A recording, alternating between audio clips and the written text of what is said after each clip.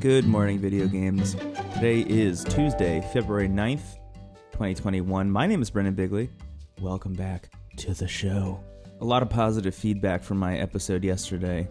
Just wanted to say thanks.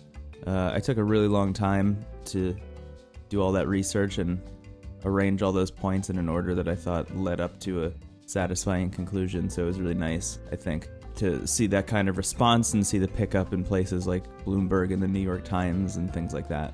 So that was really cool.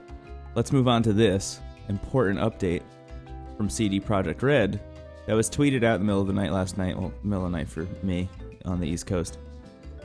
Yesterday, we discovered that we've become a victim of a targeted cyber attack, due to which some of our internal systems have been compromised.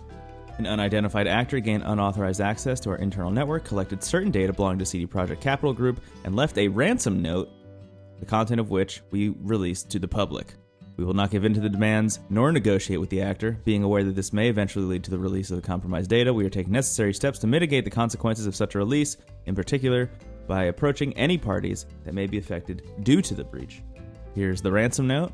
readmeunlock.txt says, "Hello, CD Projekt. You have been epically pwned.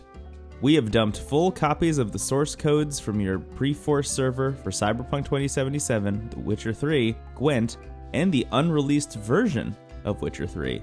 We have also dumped all of your documents relating to accounting, administration, legal, HR, investor relations, and more. Also, we have encrypted all of your servers, but we understand that you can most likely recover from backups. If we cannot come to an agreement, then your source codes will be sold or leaked online, and your documents will be sent to our contacts in gaming journalism. Your public image will go down the shitter even more, and people will see how shitty your company functions. Investors will lose trust in your company, and the stock will dive even lower. You have 48 hours to contact us." My hot take is this sucks. This has big gamers are shitty energy, you know? Someone out there wrote this and thought they were being like really, really, really cool. They're not. It's so lame. This is the worst ransom note of all time. It sucks. Like someone out there really played Cyberpunk and was so upset that they did this. Which like probably requires skill. Like it probably requires training and talent and skill and all that kind of stuff. And they put all that time and effort into doing this because they thought it would be really cool. And they thought it would fix Cyberpunk? Like I wonder what the agreement is. You know? Because according to CD Projekt, they don't know who this person is. They didn't leave a name or any contact information. And now they're working with like law enforcement and IT forensic specialists.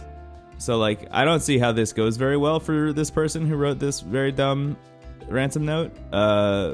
This is really stupid. Hey, don't hack a company if they make a video game you don't like. How about that? That's Brendan Bigley's big takeaway of the day. I like to think of myself as a philosopher on this channel, and my philosophy has always been, don't hack the video game company. That's rule number 1. That's my first commandment. Don't hack. Maybe at all. Okay, this is so dumb. I'm just gonna move on from this. I can't stop looking at it. This is so silly to me. Hello, CD Projekt. I'm threatening. Hello. All right. E3 is back with plans for a digital 2021 event. Game demos and keynotes are a part of ESA's proposal, but it still needs backing of publishers. So E3 2019 was the last in-person E3 that I think maybe will ever happen. I think everybody just assumed that E3 was done after 2019. Remove the pandemic from the situation. For those of you who maybe don't recall, the ESA at one point also leaked all of the information of all of the gaming press who had attended. I think it was E3 2019. It might have been 2018. I think it was the press and the publishers, so like already a reason to not really be like super stoked about the ESA. And then the pandemic happened and they took a year off.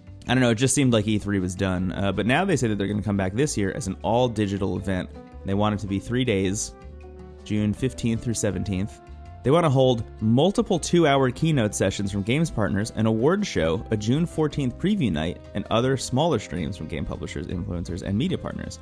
I'll say this much. As a person who has watched E3 digitally since I was in probably high school, if I had to imagine, maybe even middle school, this wouldn't change really anything about the way I attend E3, really. It would just be weird that there wouldn't be any crowds. That said, though, the idea of an all-digital E3, I think just doesn't make sense for most publishers, if I had to guess. First of all, it's exorbitantly expensive. I saw somewhere that it costs, the phrase that's being thrown around is 6 figures to enter this. So, like, why would you do that if you have your own YouTube channel? If I'm Microsoft and I have a YouTube channel for my Xbox division, why wouldn't I upload my thing and stream it myself? Look, Nintendo's already gone from E3. They're never coming back. They're not going to do their Nintendo Direct on your E3 stream. They're going to do it on their Nintendo YouTube channel and their Twitch channel. PlayStation has spun up their State of Play thing. I just don't see E3 as as big a tentpole event as E3 thinks it is anymore, unfortunately. And that does really bum me out because I love E3. I mean, I really, really, having never been myself, which I think is probably the reason I have positive feelings about it, because everyone I know who has gone to E3 and covered it is just so jaded by the whole idea. I think they like just hanging out with their friends at E3. It's you get to see people that you haven't seen for a long time. For me, I have very much maintained that love of E3. I really think it's wonderful to have this special couple days just for being excited, just completely unhooking every piece of your brain and just being happy and stoked for a couple days is it's a nice feeling. I'd like to see this work out in some way, shape, or form, but also I'm not super confident that they're going to be able to pull it off. So we'll see how it goes. I mean, I will probably watch whatever ends up getting streamed if a thing gets streamed. This might end up not happening anyway in the first place if not enough publishers sign on. So that's the first thing. If there is a thing that is being streamed during those 3 days, I will definitely watch it. That said, Summer Game Fest is also coming back. New year, new colors, baby. First of all, I really love the design of the Summer Game Fest. I'm a big fan of this vibe. I think it looks awesome. Summer Game Fest is coming back. This is the Jeff Keighley joint. He broke off of the ESA, I guess it was last year, and said, I'm going to do my own thing because E3 is not happening, and set this up, and did get a bunch of interesting publishers. I think the big thing that people were not super stoked about was that it took months. It was May through August of 2020. Which meant that the actual velocity of announcements didn't feel at all like an E3 kind of situation because they were so spread apart. So that has already been answered here. This person on Twitter said, will Summer Game Fest be 4 months again or will it be shorter? Jeff is now saying it'll be less than 1 month. So that's nice. I'm excited about Summer Game Fest, honestly. I didn't dislike it as a first year trial run. Not even trial run. I mean, it did work. It did the thing. And I'll say this much. People like to dunk on Jeff Keighley.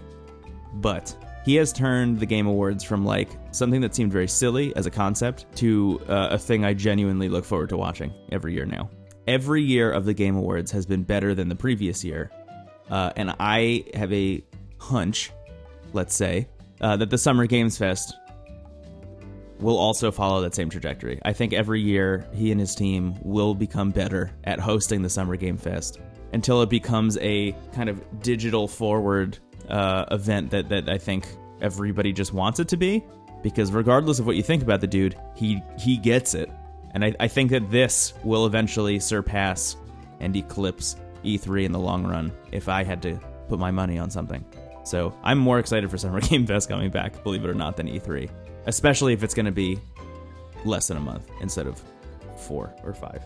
Last up on the docket, a report from, I almost said Scoop Daddy, Jason Schreier. I'm not going to say that. I mean, I did kind of say it by saying I wasn't going to say it, but Jason Schreier at Bloomberg released this report yesterday saying Electronic Arts to decide fate of Anthem game this week.